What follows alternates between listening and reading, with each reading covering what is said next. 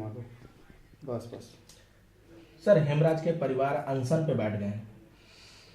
सबसे पहली बात तो ये है कि जो हमारे वीर जवान हेमराज के जो शहीद हुए और जो उनके साथ घटना घटी है उसके साथ सारा देश उनके शोक संतप्त परिवार के साथ जुड़ा है।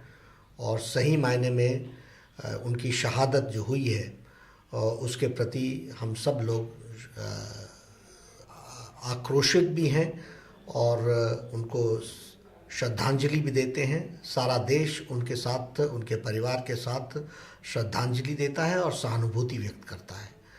जहाँ तक ये घटना घटी है, भारतीय जनता पार्टी इसका कड़ा विरोध करती है और शुरू से ही हमने पाकिस्तान हाई कमीशन और पाकिस्तान के ऊपर पूरे का पूरा दबाव बनाने का भारतीय जनता पार्टी ने प्रयास किया है।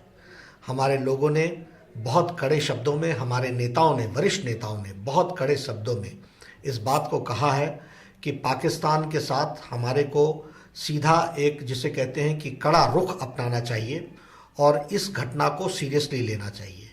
वक्त आ चुका है जब अब हमें और भारत सरकार को एक लाल रेखा तय करनी चाहिए।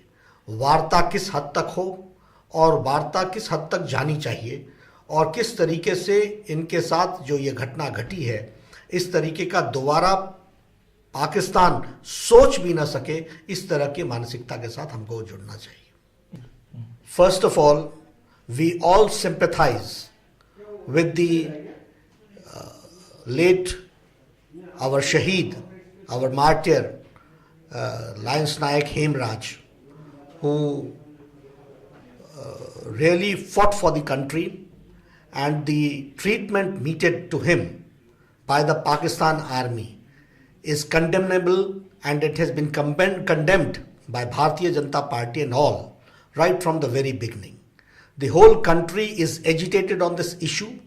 Bharatiya Janata Party is equally shares that agitation, and we are all agitated. Our senior leaders have strongly condemned it and have urged the Government of India that the Government of India should take a stern action and a tough stand on this issue.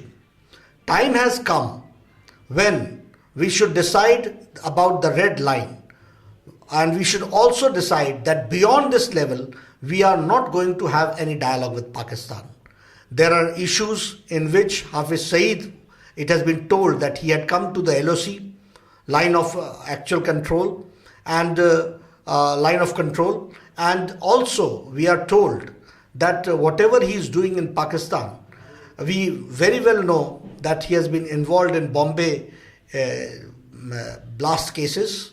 And the way Pakistan is dealing such things, I feel, and the Bharatiya Janata Party feels, that time has come when the Government of India should seriously think about the red line regarding negotiations, and we should not go beyond that. Once again, we condemn and we sympathize with the family of martyr Hemraj.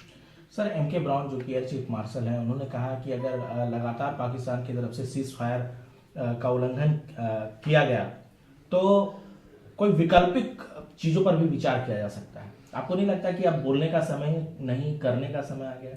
देखिए, करने का सवाल तो भारत की सरकार ने तय करना है।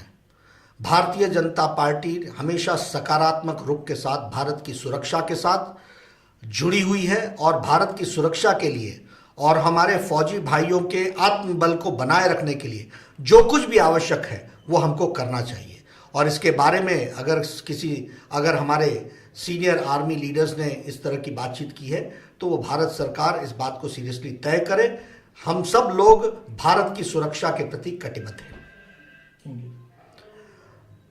Whatever I hear, I feel that whatever is needed for the country's security and for the morale of the armed forces, the Government of India should take necessary action.